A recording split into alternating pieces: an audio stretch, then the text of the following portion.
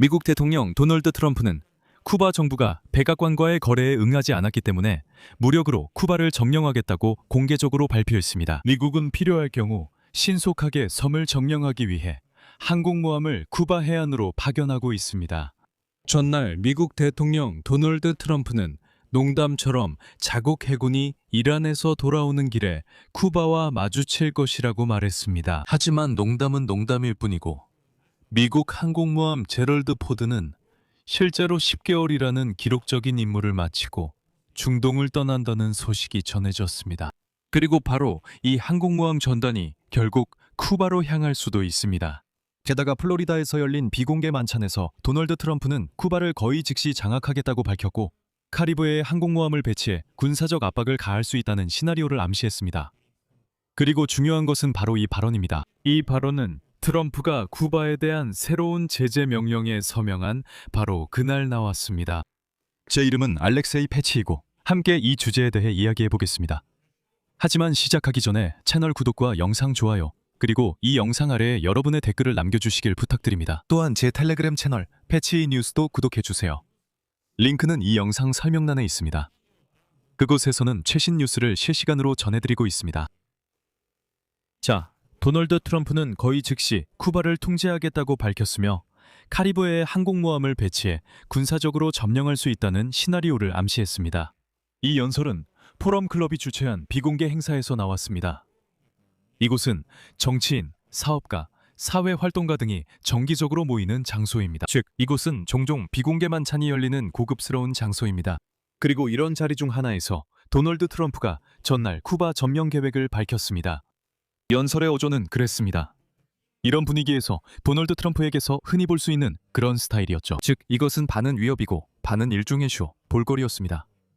내가 와서 점령하겠다는 식이었죠. 트럼프 본인의 말에 따르면 이란에서 돌아오면 그는 예를 들어 세계에서 가장 큰 항공모함인 USS 에이브러햄 링컨호의 명령을 내릴 것이라고 했습니다. 카리브해에 도착해서 쿠바 해안에서 약 100m 떨어진 곳에 정박하라고 말이죠. 그리고 쿠바인들이 정말 고맙습니다. 저희가 항복하겠습니다. 라고 말할 거라고 합니다. 그리고 그의 보좌관들은 당연히 이 연설의 의미를 축소하면서 농담이었다고 했지만 이런 발언들이 그냥 나온 것은 아니었습니다. 이 발언들은 백악관이 새로운 제재 패키지에 서명한 바로 그날 나왔습니다. 금요일에 도널드 트럼프는 쿠바 정부를 억압하기 위한 새로운 제재를 도입하라고 지시했습니다.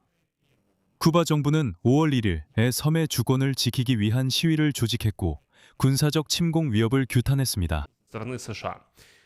새로운 제재 조치는 도널드 트럼프가 1월 말에 발표했던 조치의 연장선입니다. 당시 그는 쿠바에 석유를 공급하는 국가들에 추가 관세를 부과하겠다고 위협했습니다. 도널드 트럼프의 제재 명령은 에너지, 광업, 방위 산업뿐만 아니라 금융 서비스 부문에도 적용됩니다. 이 명령은 또한 쿠바 정부와 협력하는 외국은행의 활동에 대한 제한을 포함하고 있으며 이민에 대한 제한도 도입합니다.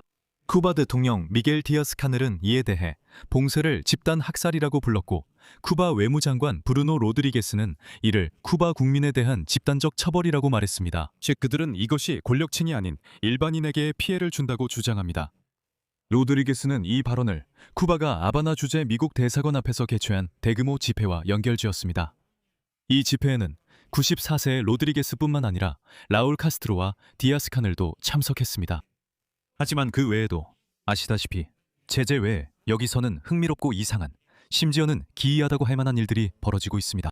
왜냐하면 미국 항공모함 제럴드 포드가 사상 최장 10개월 임무를 마치고 결국 중동을 떠난다는 소식이 전해졌기 때문입니다. 이는 약 4,500명의 해군들에게 10개월간의 복무 후 안도감을 줄 것이지만 동시에 상당 부분의 화력 감소로 이어질 것입니다. 이는 미국과 이란 협상이 교착 상태인 상황에서 일어난 일입니다. 제럴드 포드는 USS 조지 부시, USS 에이브러햄 링컨과 함께 중동 지역에 배치된 미국의 새 항공모함 중 하나입니다.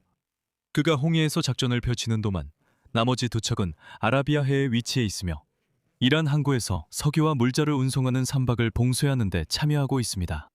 그리고 아직 정확한 출항 날짜는 발표되지 않았습니다. 하지만 소식통에 따르면 그 배는 5월 중순까지 버지니아로 돌아와야 한다고 합니다. 즉, 정말로 조만간 그 지역을 떠나게 될 예정입니다. 반면에 그 배의 배치는 이미 300일을 넘었습니다. 이는 현대 미국 항공모함 중에서 기록적인 기간입니다. 보통 항공모함의 배치는 이런 정비 일정 준수를 위해 6, 7개월 정도 지속됩니다. 그리고 여기서 흥미로운 점이 있습니다. 제럴드 포드는 작년 6월 26일에 유럽 임무를 위해 노폭에서 출항했습니다. 이후 그는 카리브해 지역으로 파견되어 베네수엘라의 석유 수출 봉쇄와 1월에 니콜라스 마두로를 체포하는 작전에 참여했습니다. 그 후 복무 기간이 연장되었고 함선은 이란에 대한 작전을 지원하기 위해 중동으로 이동했습니다.